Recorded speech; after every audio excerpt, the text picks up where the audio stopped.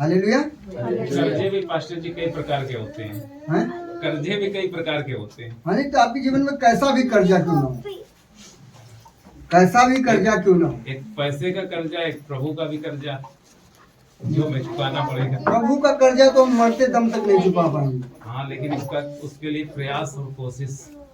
प्रभु जैसे माँ का दूध का कर्ज हम जीवन भर नहीं चुका पाते हैं, ऐसे परमेश्वर के खून का कर्ज हम पूरे जीवन नहीं चुका सकते।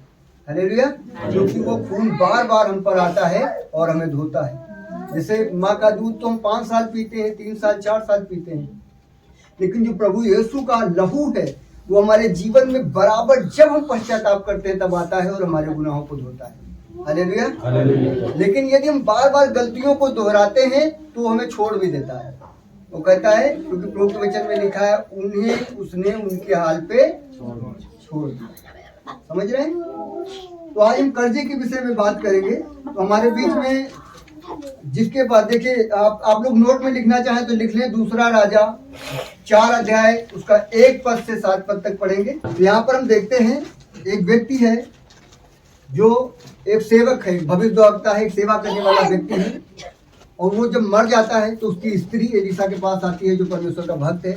उससे कहती है कि तेरा दास, तेरा सेवक जो तेरे सामने उपस्थित रहता था वो मर गया है, और वो मर गया है लेकिन कर्जे के नीचे हम दबे हैं। कर्जदार मेरे पास आए हैं, मेरे 2 बेटे हैं, लेकिन वो कहते हैं इन दोनों को मैं ले जाऊंगा, इसके लिए गुलामी के लिए अपना दास बना के रखूंगा, अपना नौकर बना के रखूंगा। हालेलुया। लेकिन यहाँ पे वो जो परमेश्वर का दास है, जो प्रभु का सेवा करने वाला एक सेवक है, वो जो कर्जे में मर जाता है वो कोई साधारण व्यक्ति नहीं होता है। वो कौन होता है? वो एक सेवक होता है। हालेलुया। तो जब वो व्यक्ति कर्जे में मर जाता है तो उसके जो बच्चे हैं उनको भी गुलामी में ले जाने के लिए कौन आ रहा है? जिनके पैसे, जिनका कर्जा उसके जीवन पे था। हालेलुया। लेकिन जब हम ये देखते हैं कि परमेश्वर का जो दास है, जो प्रभु में भय से रहने वाला है, वो उसके लिए भविष्यवाणी करता है और उसके जीवन में आशीषें आती है। जैसा वो कहता है वैसे ही उसके जीवन में होता है। लेकिन होता कब है? जब जैसा उसके लिए कहा गया तब उसने वैसा ही किया तो उसके जीवन में आशीष आई और वो कर्जे से मुक्त हो गया। हालेलुया। तो इस तरीके से हम इस पद में देखते हैं। हम 22 के 4 को पढ़ेंगे, नीति वचन निकाल लें जिनके पास हो। 22 के 4 को फटाफट। हालेलुया। नम्रता, दोबारा से पढ़े। नम्रता और यहोवा के भय मानने का फल धन, महिमा और जीवन होता है। नम्रता और यहोवा के भय मानने का फल धन, प्रभुता करता है। और उधार लेने वाला उधार देने वाले दास होता है। उधार लेने वाला उधार देने वाले का दास होता है, गुलाम होता है, नौकर होता है। समझ रहे हैं? तो परमेश्वर आपको गुलाम और नौकर रखना नहीं चाहता, वो आपको स्वतंत्र करना चाहता है। हालेलुया। आप गुलामी में जिंदगी नहीं जिएंगे, आपके जीवन आशीषित होंगे। हालेलुया। तो यहाँ पे हम जब पढ़ते हैं व्यवस्था विवरण 28 अध्याय उसके 1 पद 2 पद को पढ़े फटाफट। यदि तू अपने परमेश्वर यहोवा की सब आज्ञाएं जो मैं आज तुझे सुनाता हूँ चौकसी से पूरी करने को चित लगाकर उसकी सुने तो वह तुझे पृथ्वी की सब जातियों में श्रेष्ठ करेगा। फिर अपने परमेश्वर यहोवा की सुनने के कारण ये सब आशीष तुझ पर पूरे होंगे। आशीष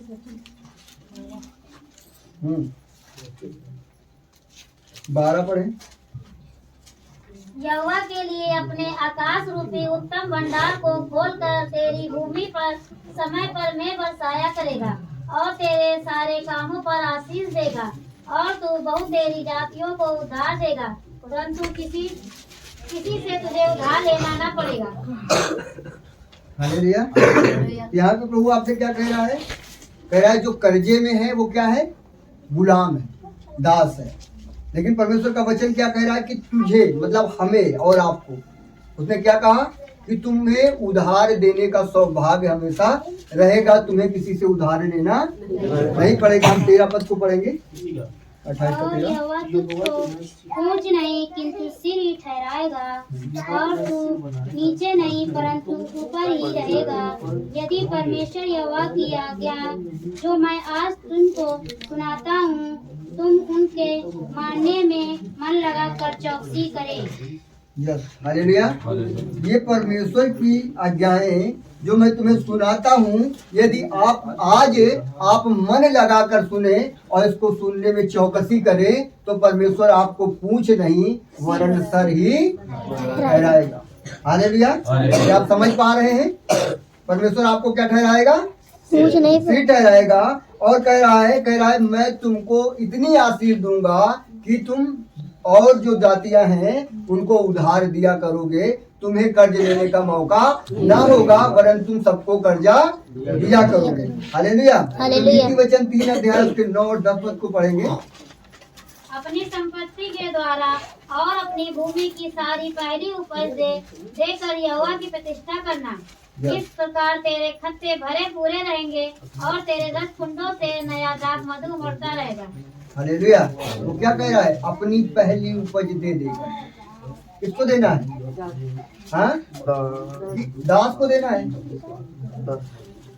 हम तो दास को देंगे तो कोई प्रतिफल ही नहीं मिलेगा, क्योंकि दास को दास समझ के दे रहे हैं, है ना। किसको देना है? परमेश्वर का। परमेश्वर को देना है। जैसे मलाकी 3 के 10 को पढ़ते हैं, निकालें। कह रहा है अपनी सारी पहली उपज दे देकर यहोवा की प्रतिष्ठा करना। क्या करना? प्रतिष्ठा करना। तब क्या करेगा प्रभु? इस प्रकार तेरे खत्ते भरे पूरे रहेंगे। तेरे खत्ते भरे पूरे रहेंगे, मतलब किसी भी प्रकार की तुझे घटी नहीं होगी।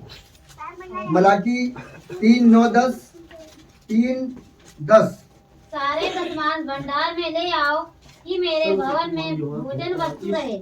और सेनाओं का यहोवा ये कहता है कि ऐसा करके मुझे परखो कि मैं आकाश के झरोखे तुम्हारे लिए खोलकर तुम्हारे ऊपर अपरंपार आशीष की वर्षा करता हूँ कि नहीं। Yes, hallelujah. पूरे बाइबल में इस तरीके से परमेश्वर ने पहली बार कहा है कि मुझे परखो। पूरे बाइबल के अंदर में दूसरा वचन नहीं है कि परमेश्वर ने कहा हो कि तुम मुझे परखो, देखो मैं स्वर्ग के झरोखे तुम्हारे लिए खोलता हूँ कि नहीं। हालेलुया। यहाँ पे प्रभु कहता है, मलाकी 3 के 10 में कहता है सारे दशमांश मेरे भंडार में ले आओ, जिससे किसी भी प्रकार से भोजन वस्तु की कमी घटी ना हो। ऐसा करके तुम मुझे परखो। किसको कह रहा है? तुम मुझे परखो। किससे कह रहा है परखने के लिए? हमसे और आपसे कह रहा है। कह रहा तुम मुझे परखो, देखो स्वर्ग के झरोखे मैं तुम्हारे लिए खोलता हूँ कि नहीं खोलता हूँ। हालेलुया। तो परमेश्वर आपसे वायदा कर रहा है, कह रहा है मुझे परखो। कैसे परखो? अपने दशमांश मेरे भंडार में लाओ, अपनी पहली उपज को अपने परमेश्वर। कह रहा मेरे खत्ते, वो कह रहा तब तुम्हारे खत्ते भरे और पूरे रहेंगे और तुमको वो सिर ठहराएगा, पूंछ नहीं ठहराएगा। हालेलुया। क्या ठहराएगा? सिर ठहराएगा वरन पूंछ नहीं ठहराएगा। लिखा है लूका 16:14 निकाल ले। और एक आदमी व्यवहार साथ पढ़ेंगे। 16 का 14। ये सब बातें सुनकर उसके पत्थरों में उड़ाने लगे। कौन? लूका 14 का 16। 14 का 16। फरीसी जो लोभी थे ये सब बातें लूका 14 का 16। उसने उससे कहा किसी मनुष्य से बड़ा भोज दिया और बहुतों को बुलाया।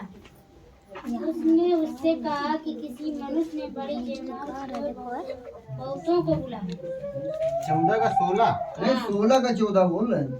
14 को 16 आप बोल रहे हैं। 16 का 14। वही अभी पढ़ा तो था। हाँ, 16 का 14 बोल रहे हैं। फरीसी जो लोभी थे ये सब बातें सुनकर उसे ठट्ठों में उड़ाने लगे।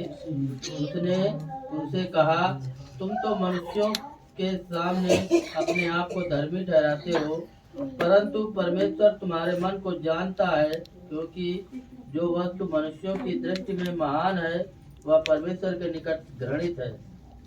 व्यवस्था और भविष्यवक्ता यूहन्ना तक रहे। उस समय से परमेश्वर के राज्य का सुसमाचार सुनाया जा रहा है और हर कोई उसमें प्रबलता से प्रवेश करता है। आकाश और पृथ्वी का टल जाना व्यवस्था के एक बिंदु के मिट जाने से सहज है। पहला थिस्सलुनीकियों निकालेंगे। पहला थिस्सलुनीकियों 6 अध्याय उसके 10 पद को पढ़ेंगे। तीमुथियुस 6 अध्याय उसके 10 पद को पढ़ेंगे। तीमुथियुस 6 अध्याय उसके 10 को पढ़ेंगे। रुपए का लोभ सब प्रकार की बुराइयों की जड़ है, यस, जिसे प्राप्त करने का प्रयत्न करते हुए बहुतों ने विश्वास से भटक कर अपने आप को नाना प्रकार के दुखों से छलनी बना लिया। Yes, hallelujah. क्योंकि पैसों का लोभ, पैसे का लोभ क्या है?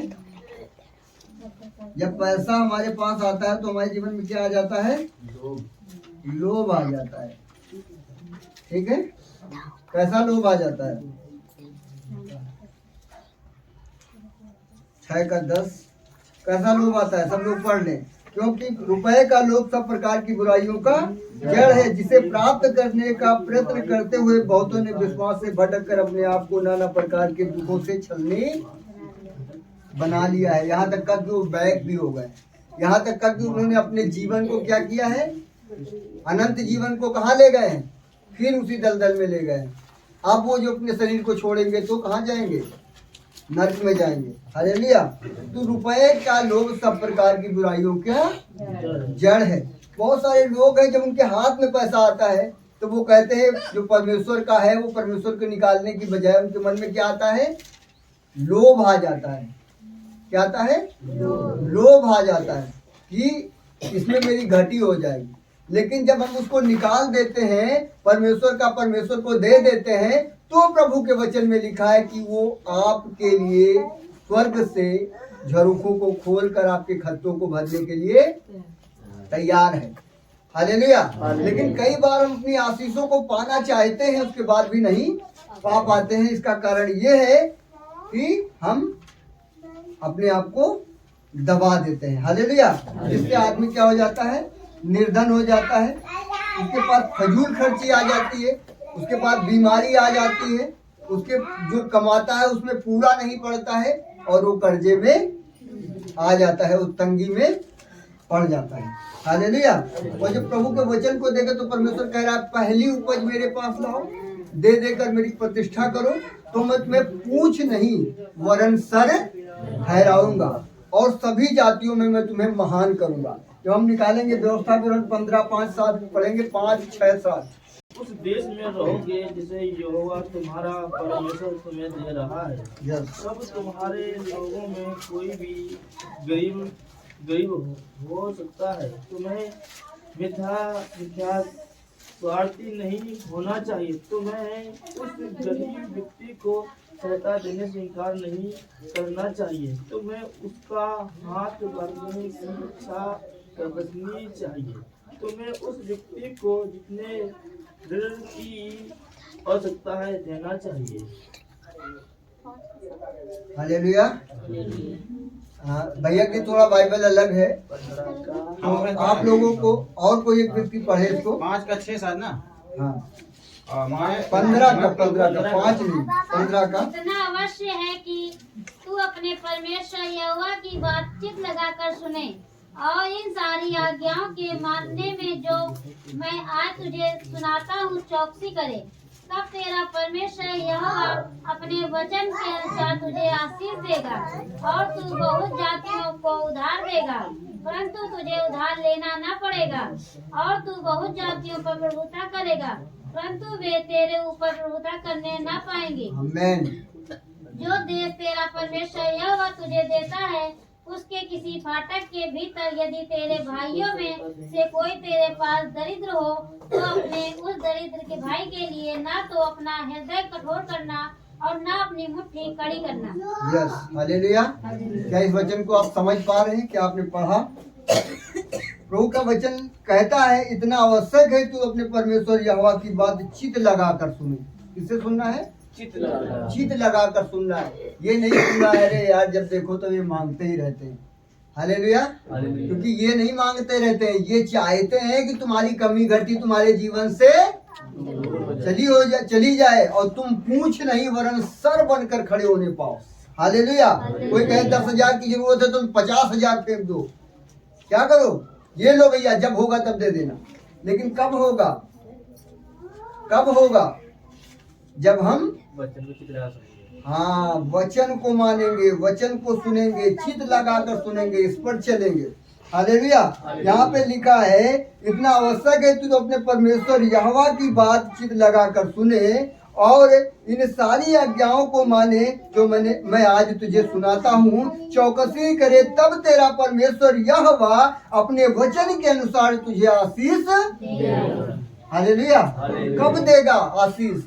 जब चित लगा कर सुनेंगे और इन वचनों को मानेंगे, तभी हमारा परमेश्वर यहोवा हमको अपने वचन के अनुसार आशीष देगा। उसने अपने नाम से भी अधिक अपने वचन को महत्व दिया है और जो कुछ कहा है उसको पूरा किया है। हालेलुया।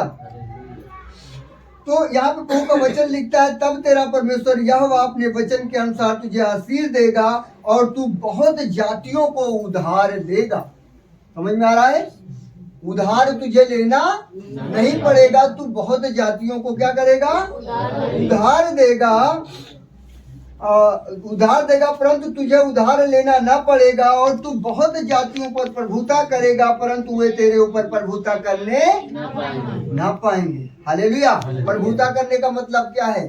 कि बहुत जातियां वो तेरे नीचे तेरा दास बनकर आएंगी और तुझे हाथ जोड़ेंगी और तुझसे विनती करेंगी, लेकिन तुझे किसी के सामने हाथ फैलाने की जरूरत नहीं पड़ेगी। हालेलुया। तो कह रहा मैं तुझे पूछ नहीं वरन सर ठहराऊंगा।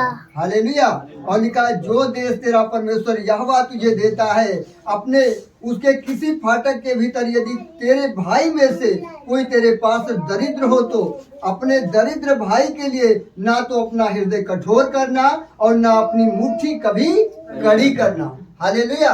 यदि तेरा भाई कोई दरिद्र है, उसके पास यदि कोई चीज खाने के लिए नहीं है, यदि उसके पास कोई घटी है, तो तू अपने मन को कठोर कर रहा है, उसके लिए अपने हाथ को कड़े कर रहा है, कह रहा वो मरता है तो मरने दे, मुझे कोई मतलब नहीं है। ऐसा नहीं करना है। हमें ऐसा करना है कि वो मेरा भाई है और उस पर तरस खाना है और उसकी सुधि लेना है। जब हम ऐसा करेंगे तो परमेश्वर यहोवा हमें और आशीष देगा और स्वर्ग के झरोखों को हमारे लिए खोलेगा। हालेलुया। हम समझ पा रहे हैं? स्वर्ग के झरोखों को परमेश्वर हमारे लिए खोल देगा। आमेन, आमेन, आमेन, हालेलुया। तो प्रभु इस वचन को पढ़े जाने और सुने जाने के द्वारा आप सबों को आशीष दे।